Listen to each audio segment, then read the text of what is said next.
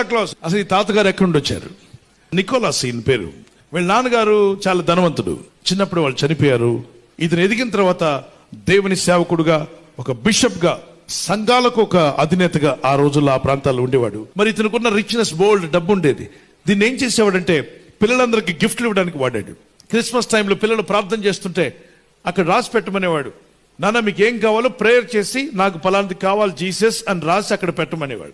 So అక్కడ పలాంటి కావాలని రాసి అక్కడ పెట్టేవాళ్ళు.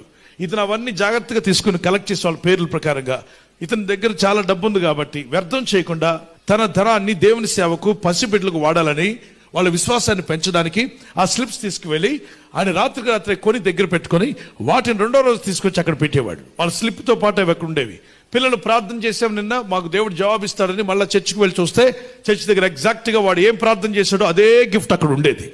అది చూసిన వెంటనే వారు గంతులు వేసి జీసస్ మాకు ఆన్సర్ ఇచ్చాడని వాళ్ళ చిన్న పసి హృదయాలు ఎవరి వైపు తిప్పాడు? దేవుని వైపు తిప్పాడు.